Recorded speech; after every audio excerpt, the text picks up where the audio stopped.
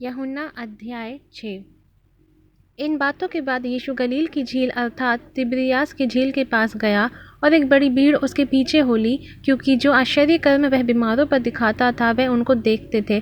तब यीशु पहाड़ पर चढ़कर अपने चेलों के साथ वहां बैठा और यहूदियों के फसह के पर्व निकट था।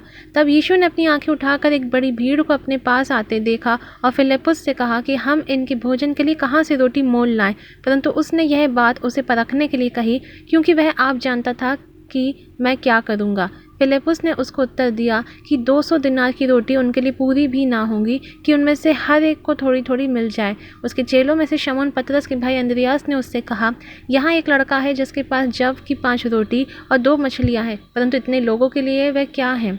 यीशु ने कहा कि लोगों को बैठा दो। उस जगह बहुत घास थी। तब वह लोग, जो गिनती में लगभग 5000 के थे, बैठ गए। तब यीशु ने रोटी ली और धन्यवाद करके बैठने वालों को बांट दी, और वैसे ही मछलियों में से जितनी वह चाहते थे बांट दिया। जब वे खाकर तृप्त हो गए तो उसने अपने चेलों से कहा कि बचे हुए टुकड़े बटोर लो कि कुछ फेंका ना जाए। सो उन्होंने बटोरा, और जब की 5 रोटियों के टुकड़े जो खाने वालों से बच रहे थे उनकी 12 टोकरियां भरी। तब जो आश्चर्य कर्म उसने कर दिखाया उसे वे लोग देखकर कहने लगे कि वह भविष्यद्वक्ता जो जगत में आने वाला था निश्चय यही है। यीशु ने यह जानकर कि वे मुझे राजा बनाने के लिए आकर पकड़ना चाहते हैं, फिर पहाड़ पर अकेला चला गया। फिर जब संध्या हुई तो उसके चेले झील के किनारे गए और नाव पर चढ़कर झील के पार कफरनहूम को जाने लगे। उस समय अंधेरा हो गया था और यीशु अभी तक उनके पास नहीं आया था, और आंधी के कारण झील में लहरें उठने लगीं। सो जब वे खेते खेते 3-4 मील के लगभग निकल गए तो उन्होंने यीशु को झील पर चलते और नाव के निकट आते देखा और डर गए।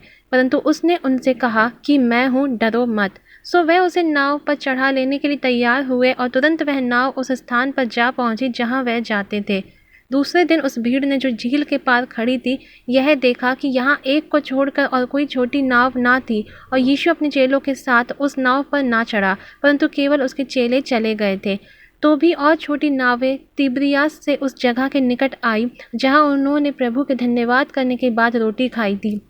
सो जब भीड़ ने देखा कि यहाँ ना यीशु है और ना उसके चेले, तो वह भी छोटी छोटी नाव पर चढ़ के यीशु को ढूंढते हुए कफरनहूम को पहुँचे और झील के पार उससे मिलकर कहा, हे रब्बू, तू यहाँ कब आया।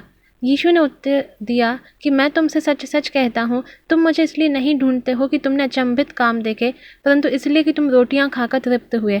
नाशवान भोजन के लिए परिश्रम ना करो, परंतु उस भोजन के लिए जो अनंत जीवन तक ठहरता है, जिसे मनुष्य का पुत्र तुम्हें देगा, क्योंकि पिता अर्थात परमेश्वर ने उसी पर छाप कर दी है। उन्होंने उससे कहा, परमेश्वर के कार्य करने के लिए हम क्या करें।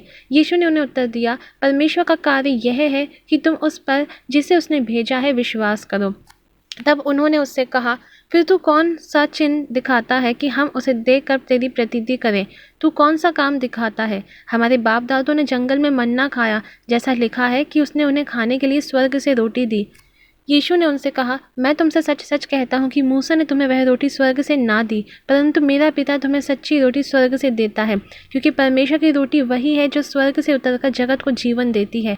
तब उन्होंने उससे कहा, हे प्रभु, यह रोटी हमें सर्वदा दिया कर। यीशु ने उनसे कहा, जीवन की रोटी मैं हूँ। जो मेरे पास आएगा वह कभी भूखा ना होगा, और जो मुझ पर विश्वास करेगा वह कभी प्यासा ना होगा। परंतु मैंने तुमसे कहा कि तुमने मुझे देख भी लिया है तो भी विश्वास नहीं करते। जो कुछ पिता मुझे देता है वह सब मेरे पास आएगा, उसे मैं कभी ना निकालूंगा, क्योंकि मैं अपनी इच्छा नहीं वरन अपने भेजने वाले की इच्छा पूरी करने के लिए स्वर्ग से उतरा हूँ।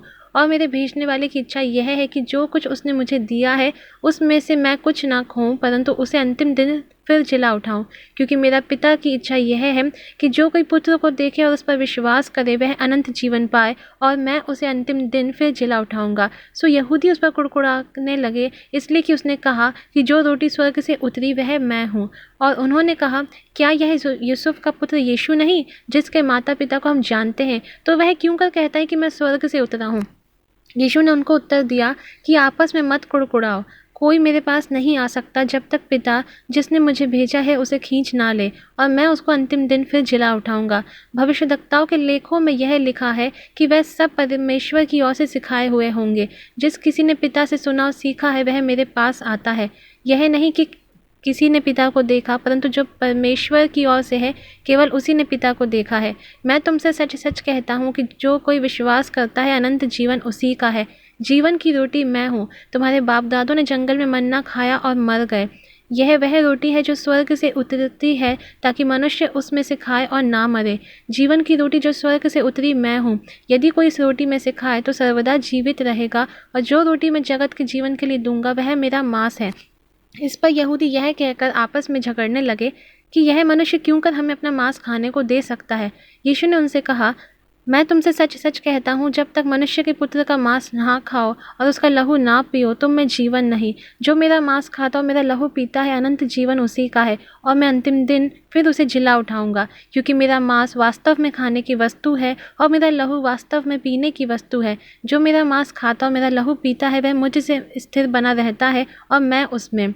जैसे जीवते पिता ने मुझे भेजा और मैं पिता के कारण जीवित हूँ, वैसा ही वह भी जो मुझे खाएगा मेरे कारण जीवित रहेगा।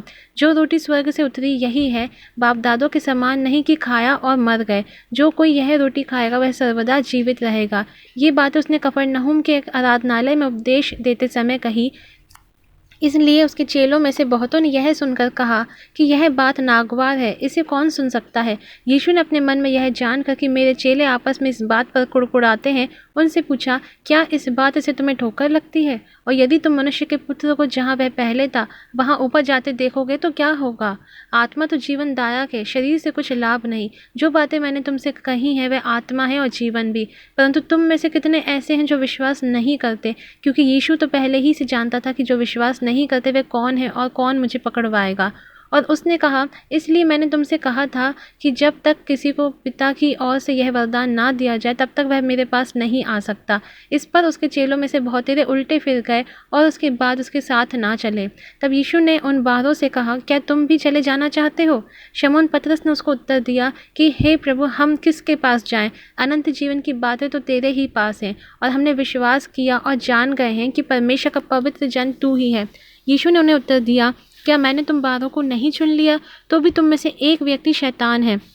यह उसने शमौन इस्करियोती के पुत्र यहूदा के विषय में कहा, क्योंकि यही जो उन 12 में से था उसे पकड़वाने को था।